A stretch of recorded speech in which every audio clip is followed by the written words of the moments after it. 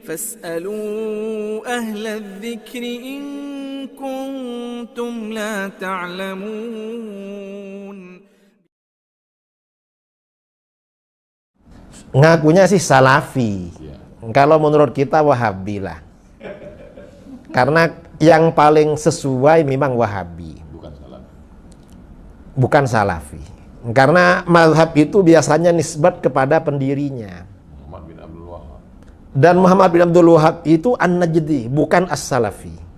Itu bahwa memang kelompok-kelompok radikal itu memang disusupkan untuk memecah kita dari dalam. Iya, dan memang yang mendapat himayah, perlindungan dari mendapat protek dari barat, kemudian juga dana, tamwil, itu kan kelompok-kelompok radikal. Besar duitnya gitu. Ya gak tahu lah, kayaknya iya. Ini mengkafirkan ustadz, mengkafir, maka tidak heran kita begitu di masjid menyalahkan apa segala macam. Atau akar radikal itu dari sini? Memang akar radikal dari situ, Ustaz. Kan mereka memang kelompok radikal, kelompok orang-orang yang mudah mengkafirkan. Kata Imam Ghazali, itu latar belakangnya kurang pendidikan, kurang belajar. Untuk para dai, para ustadz yang nuduh bahwa Wahabi, Salafi itu teroris, membunuh banyak kaum muslimin. Ini benar atau tidak ini?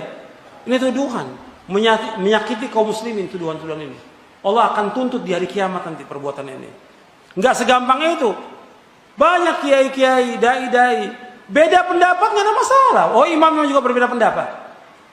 Tapi diskusi dengan ilmu.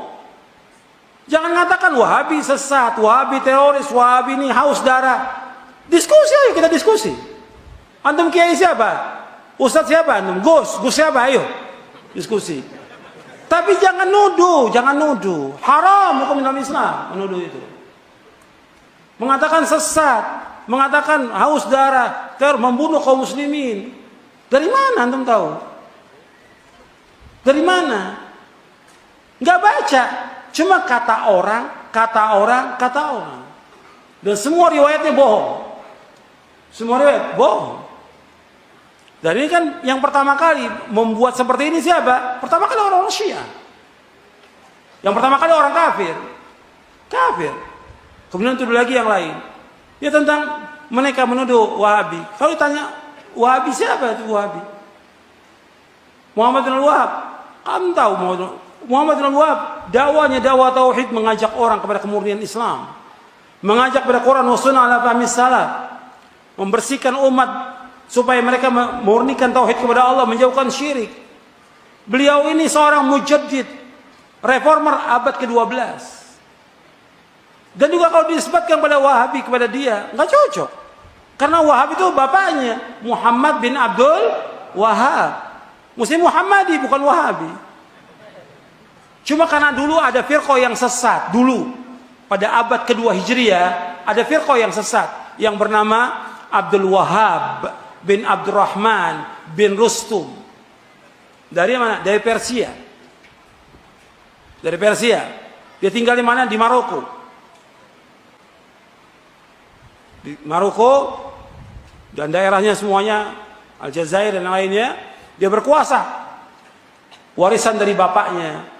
Dia mempunyai aliran sesat, Khawarij, Ibadiyah, membunuh kaum muslimin. Dan dia menalkan dari kaum muslimin, mengkafirkan orang-orang Islam yang berbuat dosa besar. Ini namanya Abdul Wahab bin Abdurrahman bin Rustum. Ini sesat. Dan udah nggak ada lagi ajarannya. Sering para ulama menyebut tentang kesesatannya dia. Nah, dia ketika abad ke-12 datang Syekh Muhammad mendakwakan dakwah tauhid, nah difitnah. Oh, ini sama, mau disematkan apa ini? Muhammad bin Abdul Wahab ini mendakwakan dakwah tauhid, menghancurkan kubur-kubur yang tinggi yang dibangun, melarang orang berbuat syirik, melarang orang berbuat bidah. Ini apa? Musuh nih.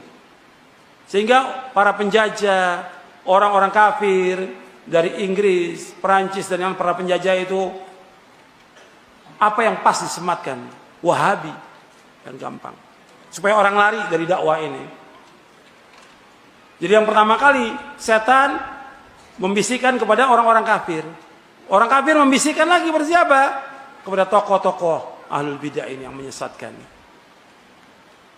Apa? Pokoknya yang gampang, kalau ada orang yang mengajak orang kepada tauhid, melarang orang berbuat syirik, oh Wahabi.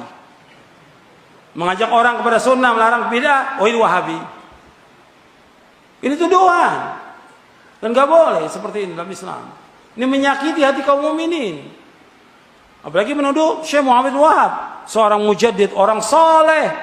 Orang soleh. Antum bisa lihat dia orang baik, dipuji oleh para ulama seluruh dunia. Dan juga bagaimana dia dari buku-bukunya antum bisa tahu bagaimana kehidupannya dia, bagaimana ilmunya, bagaimana dakwahnya. Jadi ini menyakiti yang seperti ini. Maksudnya orang Islam nggak seperti itu. Kita lihat mereka nggak mampu untuk diskusi, nggak mampu untuk adu hujjah. Yang ada apa? Celaan. Sama seperti orang-orang kafir dulu. Orang kafir ketika Nabi mendakwakan dakwah tauhid nggak mampu untuk mengatakan jangan hati-hati kepada Nabi. Apa yang gampang? Orang gila, penyair, tukang sihir, supaya apa?